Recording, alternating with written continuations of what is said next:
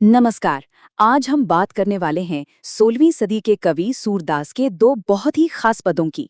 देखिए, ये सिर्फ कविता नहीं है, ये तो एक तरह का महामुकाबला है। एक तरफ है दिल की भावनाएं और दूसरी तरफ है दिमाग का ज्ञान यानी तर्क। तो चलिए सूरदास की कलम से ही देखते हैं कि इस जबरदस्त बहस में आखिर जीत किसकी होती है। तो मंजर कुछ ऐसा है कि वृंदावन में गोपियां कृष्ण के लौटने का इंतजार कर रही हैं, विरह की आग में जल रही हैं। लेकिन कृष्ण खुद नहीं आते, वो भेजते हैं अपने दोस्त उद्धव को एक संदेश लेकर। और बस यही संदेश उनकी सारी उम्मीदों पर एक तूफान की तरह टूट पड़ता है। अब कृष्ण का ये जो संदेश उद्धव लाए हैं, वो प्रेम या वापसी का नहीं है। नहीं, वो तो है निर्गुण ज्ञान का, एक ऐसे ईश्वर की उपासना का जिसका कोई रूप नहीं, कोई आकार नहीं। सोचिए, गोपियों के प्रेम से भरे संसार पर यह एक बौद्धिक प्रहार जैसा था। और बस यहीं पर दो विचारधाराओं की सीधी टक्कर होती है। एक तरफ है गोपियों की सगुण भक्ति, यानी ईश्वर का वो रूप जिसे प्यार किया जा सके, छुआ जा सके। और दूसरी तरफ है उद्धव का निर्गुण ज्ञान, जो तर्क पर आधारित है, निराकार ईश्वर की बात करता है। ये भावनाओं और बुद्धि के बीच का एक सीधा टकराव है। तो अब देखते हैं कि गोपियां इस ज्ञान भरे संदेश पर अपनी क्या प्रतिक्रिया देती हैं। मजे की बात यह है कि वो इसे सिर्फ मना नहीं करती, बल्कि अपने तेज तर्रार व्यंग्य से उद्धव के ज्ञान की एक एक कर धज्जियां उड़ा देती हैं। सूरदास के पहले पद में हमें यही देखने को मिलता है। गोपियों का पहला वार देखिए, वो उद्धव को कहती हैं बड़ भागी, यानी बहुत भाग्यशाली। पर ये कोई तारीफ नहीं, ये तो सबसे गहरा तंज है। उनका मतलब है, उद्धव तुम सच में बहुत किस्मत वाले हो कि प्रेम के इस बंधन में कभी फंसे ही नहीं, इस दर्द को कभी महसूस ही नहीं किया। तारीफ के पर्दे में ये ज्ञान पर प्रेम का सीधा हमला है। गोपियां उद्धव के लिए एक और शब्द इस्तेमाल करती हैं, अपरस। इसका मतलब है वो इंसान जिसे किसी चीज ने छुआ तक न हो। वो कह रही हैं कि उद्धव तो प्रेम के सागर के इतने पास रहकर भी उसकी एक बूंद से अछूते रह गए, पूरी तरह वैरागी। अपनी बात को साबित करने के लिए गोपियां जो मिसालें देती हैं, वो तो कमाल की हैं। वो कहती हैं कि उद्धव उस कमल के पत्ते जैसे हैं जो पानी में तो रहता है पर भीगता नहीं, या फिर तेल की उस मटकी की तरह है जिस पर पानी की एक बूंद भी नहीं ठहरती। और खुद को वो उन चींटियों जैसा बताती हैं जो गुड़ से ऐसी चिपक जाती हैं कि जान चली जाए पर उसे छोड़ नहीं सकती। तो ये सवाल हमें कहानी के अगले मोड़ पर ले जाता है। व्यंग्य और तर्क वितर्क के बाद अब बारी आती है भावनाओं के सैलाब की, उस असली दर्द की जिसे गोपियों ने अब तक अपने अंदर कहीं छिपा रखा था। तो दूसरे पद में क्या होता है, व्यंग्य की जगह अब दिल को चीर देने वाली सच्चाई ले लेती है। गोपियां अब बताती हैं कि वो अब तक किस एक सहारे पर जिंदा थीं और उद्धव के संदेश ने उस आखिरी सहारे को भी कैसे तोड़ दिया है। यहाँ गोपियां अपने दिल का सबसे बड़ा राज खोल देती हैं। वो कहती हैं कि हमारे जीने का सिर्फ एक ही आधार था, एक ही उम्मीद कि कृष्ण लौट कर आएंगे। बस इसी एक आस के सहारे हम अब तक तन और मन का हर दुख सहते आ रहे थे। यही हमारी जिंदगी की इकलौती पूंजी थी। उद्धव का जो ये संदेश था, वो मरहम लगाने की बजाय आग में घी का काम कर जाता है। जो ज्ञान उन्हें शांति देने आया था, वही उनके दुख को और भी ज्यादा भड़का देता है। दर्द का ये सफर देखिए जरा।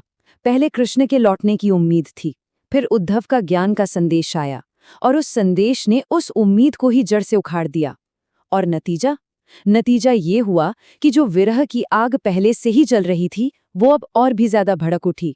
ज्ञान ने दर्द को कम नहीं किया, बल्कि उसे कई गुना बढ़ा दिया।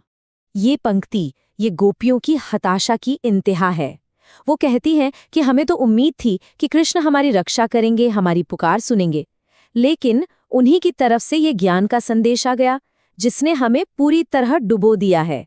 मतलब जहां से मदद की आस थी, वहीं से दर्द का सैलाब आ गया। तो इस पूरे संवाद का, इस पूरी बहस का नतीजा क्या निकलता है? सूरदास गोपियों के जरिए ये बात साबित कर देते हैं कि जब प्रेम अपनी ऊंचाई पर होता है, तो वहां तर्क और किताबी ज्ञान की सीमाएं साफ साफ दिखाई देने लगती हैं। ये कहानी है दिल की बगावत की और उस अटूट प्रेम की जो बड़े से बड़े ज्ञान को भी चुनौती दे देता है। और गोपियों की पूरी दुनिया बस इसी एक लाइन से शुरू होती है। ये कोई मामूली लाइन नहीं है, ये कृष्ण के साथ उनके रिश्ते का सारा है। एक ऐसा ऐलान जो उनके होने का मतलब बताता है। चलिए समझते हैं कि इसका गहरा मतलब आखिर है क्या। तो सबसे पहले बात करते हैं गोपियों की इस अटूट भक्ति की। वो अपने प्यार को जताने के लिए एक बहुत ही पावरफुल मिसाल चुनती हैं, जो ये दिखाती है कि कृष्ण से उनका रिश्ता कोई चॉइस नहीं बल्कि उनके जीने का एकमात्र सहारा है। हारिल की लकड़ी, इसका सिंबॉलिज्म बहुत गहरा है। कहते हैं कि हारिल पक्षी हमेशा अपने पंजों में एक लकड़ी का टुकड़ा दबाए रखता है, उसे कभी नहीं छोड़ता। क्यों?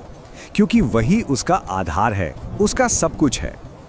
गोपियों के लिए कृष्ण बिल्कुल उसी लकड़ी की तरह हैं, एक ऐसा लाइफ सपोर्ट सिस्टम जिसे वो किसी भी कीमत पर छोड़ ही नहीं सकती।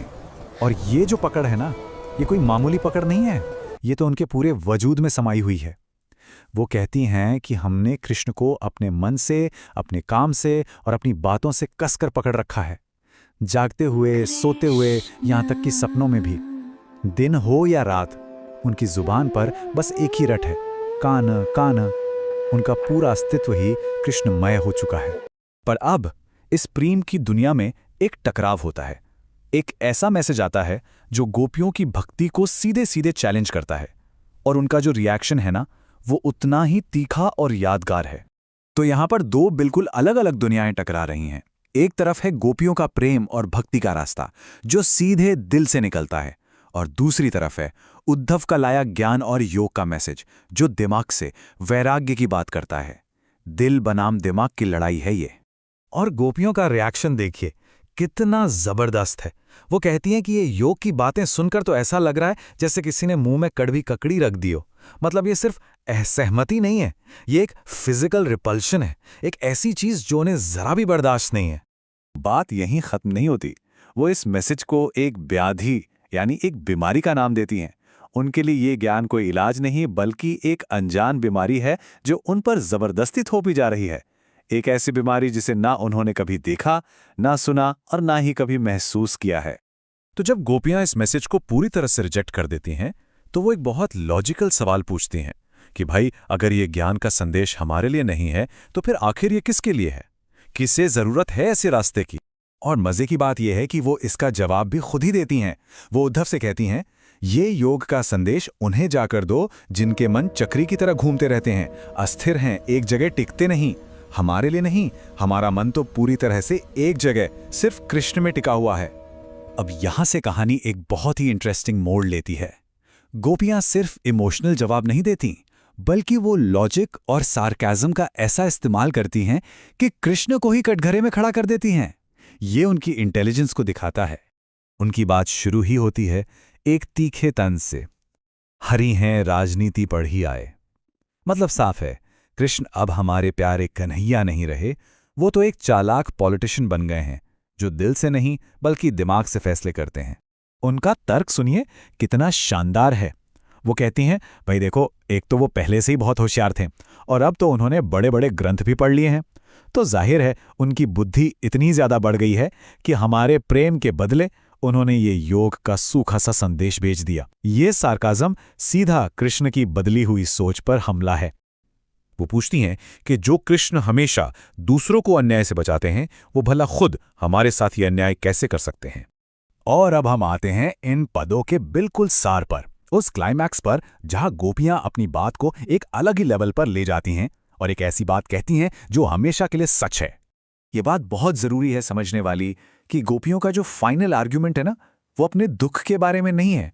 वो इस पूरी बहस को पर्सनल लेवल से उठाकर एक यूनिवर्सल प्रिंसिपल पर ले जाती हैं, सच्चे न्याय के सिद्धांत पर।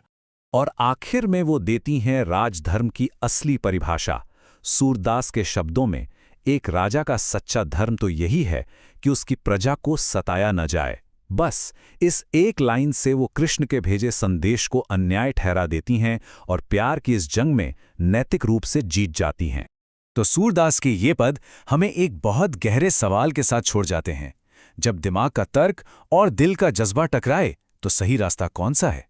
क्या दिल की अटूट भक्ति दिमाग के सारे ज्ञान से बड़ी होती है? ये एक ऐसा सवाल है जिसका जवाब शायद हम सबको अपने अंदर ही खोजना होता है।